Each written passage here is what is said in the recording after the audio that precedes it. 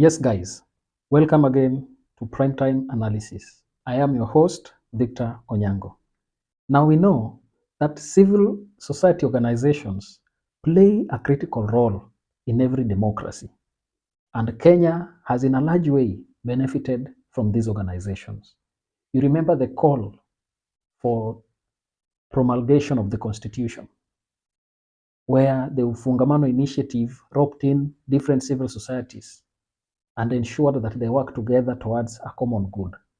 In fact, if all of you can remember, during the Moi days, when many dictatorial tendencies were seen, these organizations were central in fighting for the rights of Kenyans in all aspects.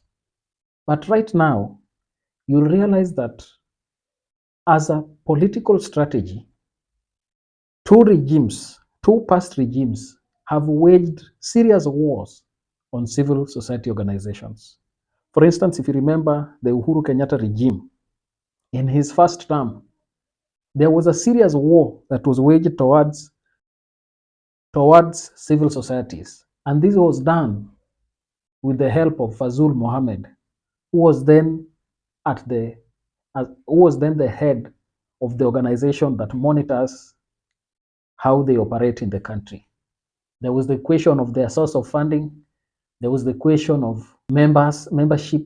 There was the question of the membership, source of funding, their offices where they operate. And this brought serious issues. One case that I remember is the case of Africa, where they were persecuted and even their offices were vandalized. That is the period when Fazul Mohammed was in that docket. He later was transferred to go and look at private security organizations.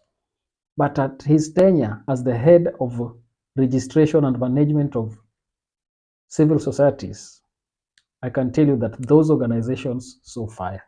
And it was a tool that was used to suppress alternative voices.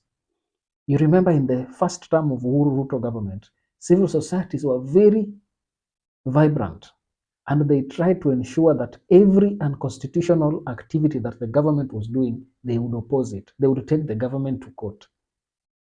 So it was a strategy to ensure that they silenced them, because the opposition was here, then there was civil society organizations. And therefore it brought a very serious problem to the government. Now, this strategy has come back.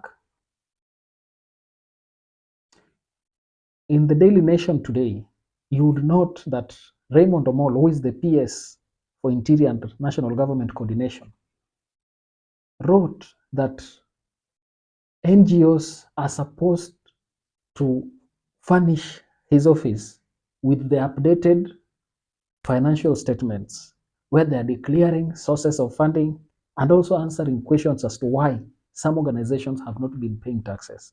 Yes, I will not contest that paying taxes is a mandatory thing, because when you are Kenyan, you expect some serious services to be offered, like roads and all other things. You must pay taxes for you to survive. But I read malice out of this directive, because in the quest to have this finance bill pass, one of the most serious organizations that has been hitting the government are the civil society organizations. There is also this. You remember Transparency International. It withdrew its award that it gave to DPP Nordin Haji. And it started pushing that Nordin Haji should not be appointed in the office of Director General for National Intelligence. In fact, they went and put a petition against his proposal. So the government is alert and starting to know and to ask, why are these organizations behaving in this manner? Is it an opportunity where we have had another alternative voice in this country? Because right now, the opposition as it is, I will give a critical analysis of the status of opposition, because I'm reading in between the lines and there are certain things I am seeing that are worth discussing. But that aside, the civil society organizations that are in this country, they tried to oppose proposal by William Ruto that Nordin Haji should be the Director General of National Intelligence. Now they woke up a sleeping lion. And as you know, William Ruto does not entertain alternative voices. This explains why they have been told, we want to know sources of your funding.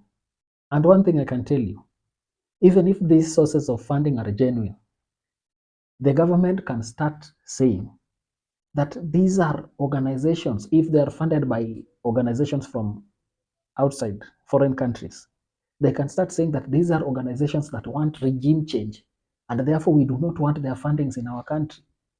That is a strategy that they can use. Therefore, I always warn in this channel that William Ruto is going to be a dictator for us. And it is not going to be easy. Any alternative voice that is going to rise is going to be dealt with ruthlessly.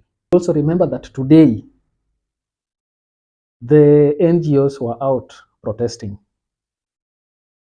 against passage of the finance bill. So it's like they have started regrouping, because you remember in 2022 elections, these organizations were very, very mild in their activities, and they did not have any serious show because the choices of candidates that were there were all compromised. How? In many instances, these civil society organizations have supported Raila Odinga.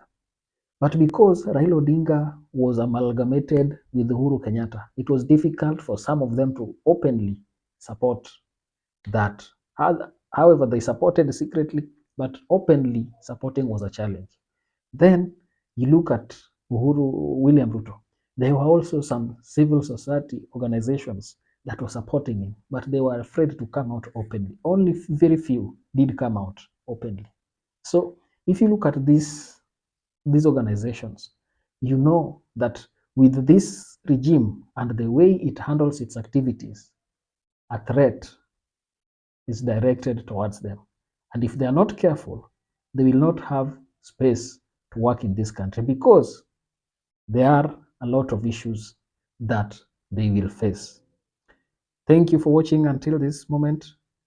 I thank you so much for those who have joined this train. Let's grow together. Let's join in subscribing, liking, and sharing this video to a wider audience. Thank you very much, and may God bless you. Thank you.